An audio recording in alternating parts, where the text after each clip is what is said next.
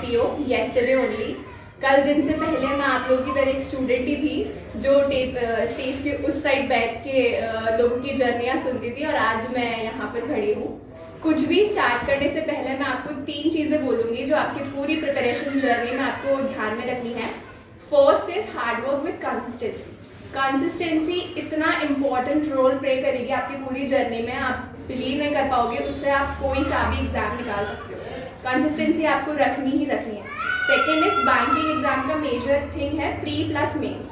Pre plus mains आपको दोनों साथ में लेके चलना पड़ेगा, तभी आप क्लियर कर पाएंगे। अदरवाइज आप रिजल्ट का वेट करके मेंस की प्रिपरेशन करेंगे तो आप नहीं कर पाएंगे। And third is obviously patience, जो आपको रखना ही है, 1 साल की जर्नी है।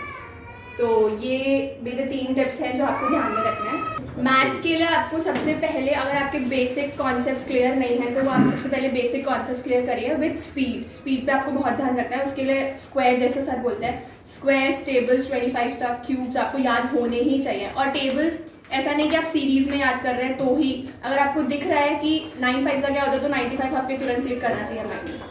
तो वो आपके तुरंत क्लिक करेगा ना जब तब आप मानो कि आपकी स्पीड बहुत अच्छी है। डेली सिंप्लीफिकेशंस के 20 क्वेश्चन लगाइए। डेली मतलब डेली सिंप्लीफिकेशन, अप्रॉक्सीमेशन या क्वाड्रेटिक इक्वेशन, जो प्रैक्टिस मॉक पर अपने फ्री क्विजेज आते हैं, आप वो कर सकते हैं। स्पीड बहुत इंपॉर्टेंट है। स्पीड करने के बाद कॉन्सेप्ट्स बहुत ज़रूरी है। कॉन्सेप्ट्स क्लियर करिए और उसके बाद तो क्वेश्चन, मैथ्स में तो क्वेश्चन जितने लगाते जाइए। क्वेश्चंस आपको जैसे डाउट आता है तो सर तो छोटे छोटे डाउट बहुत आसानी से क्लियर करता है, तो उसमें तो कोई डाउट ही नहीं है। कुछ को डाउट रह जाता है नहीं, अरे सर से तो आप बेफिक्र हो कि कोई सा भी डाउट पूछो, कभी भी पूछो। टेलीग्राम पे सर को आप क्वेश्चन भेजो, आपको ज़रूर रिस्पॉन्स आएगा। चाहे 2 दिन बाद आए, चाहे सोल्यूशन लेके दे के भेजेंगे नहीं, हम भेजेंगे। मतलब हम लोग मेंस के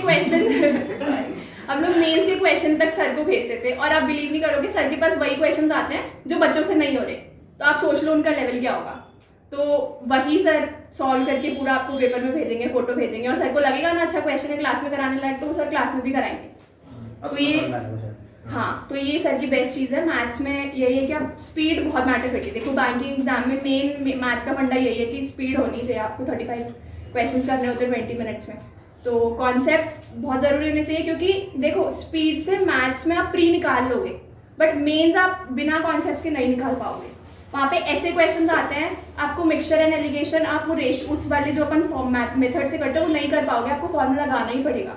ऐसा ही CA आपको फॉर्मूला से ही करना पड़ेगा, क्योंकि वहाँ पे अभी IBPS PO में मैथ्स बहुत टफ आई थी। लास्ट ईयर भी आप लोगों ने देखा होगा कि 10-10 क्वेश्चंस बच्चों से नहीं बन रहे थे, और कट ऑफ आप देख ही रहे हो कितनी कम जाती है।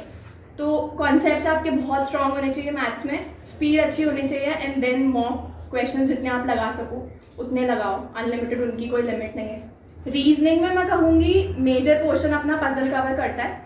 तो पजल्स में आप डेली, अगर आप स्टार्ट कर रहे हैं अभी, तो डेली 10 पजल्स लगाइए, चाहे आप उसमें 1 घंटा दे रहे हैं, 1.5 घंटा दे रहे हैं, बट आपको डेली 10 पजल्स लगाने ही लगाने हैं। अगर आपको नहीं बन रहे हैं, आप कॉन्सेप्ट्स यूट्यूब से देख रहे हैं या किसी भी वीडियो से देख रहे हैं, आप पजल बनाने की कोशिश करिए। नहीं बन रहा, फिर आप सर का मेथड देखिए कि वो कैसे कर रहे हैं, नेक्स्ट टाइम आप उसी मेथड से ट्राई करने की कीजिए। और फिर जब एक बार आपको मेथड समझ में आ जाए तो पजल्स भी देखो। पजल्स बहुतों का डाउट रहता है कि स्पीड में नहीं बनता, शुरू में नहीं बनेगा। स्पीड में आपको जो 2 मिनट में अपने एग्जाम में पजल बनने वाली है, वो आपको 10 मिनट लेगी जब आप स्टार्ट कर रहे हो preparation. But with the time आपकी स्पीड डेफिनेटली बढ़ेगी, और वो 2 मिनट के आप 1.5 मिनट में भी एग्जाम में पजल सॉल्व कर लोगे। उस लेवल की प्रैक्टिस आपको करनी पड़ेगी। वही आप कॉन्सेप्ट सीखे, और फिर रीजनिंग में भी क्वेश्चंस, पजल्स के क्वेश्चंस लगाइए अनलिमिटेड। और बाकी जो मिसलिनियस टॉपिक है, सिलॉग्स वगैरह जो आते हैं, वो तो 1 टाइम पढ़ने के होते हैं, और उनमें तो जैसे आप अगर कोई मॉक लगा रहे हैं तो दिन के 4-5 क्वेश्चंस मिसलिनियस के कर लिए। मेजर तो अपना पजल ही कवर करता है। मेंस के पजल पे आए तो मेंस का पजल देखो, मेंस में बहुत माइंडली आपको पजल चूज करना पड़ता है मेंस के एग्जाम में। ऐसा नहीं है कि आपको दिखा और आपने उठा लिया, वो आपका पूरा पेपर, आपका पूरा सिलेक्शन बदल सकता है, मेंस का सिलेक्शन। तो वही है, मेंस के पजल भी आप प्रैक्टिस तो करिए। ऐसा नहीं है कि मेंस का पजल नहीं बनता तो हम उसकी प्रैक्टिस ही नहीं करें प्रिपरेशन टाइम में। प्रैक्टिस आपको करनी पड़ेगी। आप प्रैक्टिस करोगे तभी आपको समझ आएगा कि हाँ, आप जैसे मान लो यूट्यूब पे आपने एक वीडियो देखा, आपने पजल देखा जो 1.5 घंटे में बन रहा है अपन से, अपन ये सोचेंगे कि यार इस लेवल का थोड़ी आता है एग्जाम में, छोड़ो। बट नहीं, वो आपको सेम लेवल के दिखेंगे एग्जाम्स में। अच्छे प्लेटफॉर्म से अगर आप क्वेश्चंस करोगे तो वो क्वेश्चंस आपको इररिलेवेंट लगेंगे प्रिपरेशन के टाइम पे, बट मेंस में आपको वो क्वेश्चन दिखेंगे और वो जो आपने क्वेश्चन सॉल्व किया है ना, वो मेथड आपको हेल्प करेगा मेंस में। तो मेंस के पजल्स भी लगाइए, मिसलीनियस मेंस का बहुत अच्छे से करिए, इनपुट आउटपुट हो गया, सिलॉग्स हो गया, इनइक्वालिटी हो गया। जैसे मैं अभी आपको बताती हूँ, SBI PO मेंस में क्या हुआ था, अपन जैसे A is greater than B बोल रहा है कि sum A R B, but उन्होंने A greater than B sign लगा के सम B आर A कर रखा था। तो वो आपको वहाँ पे ध्यान में रखना है कि किसको बोल रहा है। अब जिसने इस चीज़ की प्रैक्टिस कर रखी होगी तो उसके माइंड में होगा कि हाँ ऐसा भी बन सकता है, तो आप उस टाइम ध्यान रखोगे। नहीं तो 10 में से 8 स्टूडेंट्स वो A greater than B sum A R B ही पढ़ेंगे उसको। तो ये आपकी प्रैक्टिस से ही आएगा। रीजनिंग में यही है, इनपुट आउटपुट प्रैक्टिस करिए, सिलॉग्स, इनइक्वालिटी, अच्छे लेवल के क्वेश्चन प्रैक्टिस करिए। इंग्लिश में I was from English background, तो मुझे इतनी दिक्कत नहीं आई। जो हिंदी मीडियम बैकग्राउंड से हैं वो लोग ग्रामर के रूल्स क्रैम करने में लगे रहते हैं। ग्रामर्स के रूल पढ़ने के बजाय आप अंडरस्टैंडिंग पे ज़्यादा फोकस करिए इंग्लिश में, क्योंकि अपने बैंकिंग की इंग्लिश बाकी एग्जाम से बहुत अलग आती है। मतलब SSC में आप देखेंगे आपको वो कैब याद करनी पड़ती है, इडियम्स एंड फ्रेजेस ये सब याद करना पड़ता है, एक्टिव पैसिव जो अपने बैंक में नहीं आता। अपने बैंक में इंग्लिश मेजरली अंडरस्टैंडिंग बेस्ड आती है। अगर आपको वो कैब नहीं भी आती है, अगर फिल इन द ब्लैंक वाला क्वेश्चन आया तो आप पूरा सेंटेंस समझ के ऑप्शन देख के आप वो ऑप्शन पुट कर सकते हैं।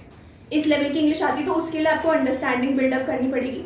आप न्यूज़पेपर पढ़िए, इंग्लिश सीरीज देखिए, इंग्लिश जो मोटिवेशनल वीडियोज़ होती हैं वो देखिए, वो आपको बहुत हेल्प करेगा। देखो रूल्स इंपॉर्टेंट है, अगर आपको रूल्स के बिल्कुल कॉन्सेप्ट क्लियर नहीं है तो रूल्स एक बार पढ़िए ज़रूर, बट उन रूल्स को रट के आप वो रूल लगाने की कोशिश करेंगे तो आप मुश्किल हो पाएगा। फिर अंडरस्टैंडिंग आपकी बिल्डअप होगी। अभी तो जैसे अपने अगस्त तक कोई एग्जाम नहीं है तो आपके पास अच्छा टाइम है, तो आप उसमें अपनी रीडिंग इंप्रूव कर सकते हैं, अंडरस्टैंडिंग वहीं से बढ़ेगी। और ये बेस्ट टाइम है, अगर आपने अभी प्रिपरेशन शुरू किया ये बेस्ट टाइम है। ये 4-5 महीने आप जितना अच्छे से पढ़ सकते हो उतना पढ़िए, क्योंकि ट्रस्ट मी अगस्त के बाद एग्जाम शुरू होंगे और कब दिसंबर आ जाएगा आपको पता नहीं चलेगा। मैं सर को मैसेज करके बोलती थी कि सर ये एक के बाद एक खत्म ही नहीं हो रहा है, हर 15 दिन में पेपर आ रहा है, रेस्ट करने का टाइम ही नहीं मिल रहा है। तो ये बेस्ट टाइम है अभी से लेके जुलाई तक, जितना आप अपने कॉन्सेप्ट ब्रश अप कर सकते हैं, जितना स्पीड पे फोकस कर सकते हैं करिए, क्योंकि अगस्त के बाद सिर्फ आप मॉक लगाएंगे, 15 दिन मॉक लगाएंगे, एक प्री आ जाएगा, 15 दिन मॉक लगाएंगे, दूसरा मेंस आ जाएगा, फिर वो मेंस खत्म होगा, दूसरा प्री आ जाएगा, दिसंबर तक ऐसे ही चलता रहेगा। तो उस टाइम आपको कॉन्सेप्ट पे फोकस करने का टाइम नहीं मिलेगा बिल्कुल भी। तो बेस्ट टाइम है, आप अभी कॉन्सेप्ट पे फोकस करिए और अच्छे से पढ़ाई करिए। अपने कोचिंग में पीयूष सर की पढ़ाने का तरीका आपको बताइए, बहुत फ्रेंडली है, बहुत अच्छे से पढ़ाते हैं। केतन सर बहुत अच्छा पढ़ाते हैं, उनके जैसा टीचर आपको कहीं नहीं मिलेगा जयपुर में, जयपुर क्या कहीं नहीं मिलेगा, बहुत बेस्ट टीचर है, बेस्ट टीचर। उनके लिए जितना बोलो उतना कम है। बेवाल सर के एक्सपीरियंसेस, आप उनके एक्सपीरियंस ख़त्म ही नहीं होंगे, आप सुनते रहिए, आप बहुत सीखते रहिए बेवाल सर के एक्सपीरियंस से। अभी इंटरव्यू में बेवाल सर तो खैर पढ़ाते नहीं, तो इंटरव्यू में उन्हें ज़्यादा जानने का मौका मिलता है, तो उनके एक्सपीरियंस से जो सीखने को मिलता है वो आपको कहीं नहीं मिलेगा। थ्योरेटिकल नॉलेज आप हर जगह पढ़ लेंगे, लेकिन जो एक एक्सपीरियंस से खाता है ना वो आपको कोई नहीं बताएगा। तो बेस्ट टीम है बेवाल की, आप यहाँ पे लगे रहिए और अच्छे से मेहनत करके सिलेक्शन लीजिए।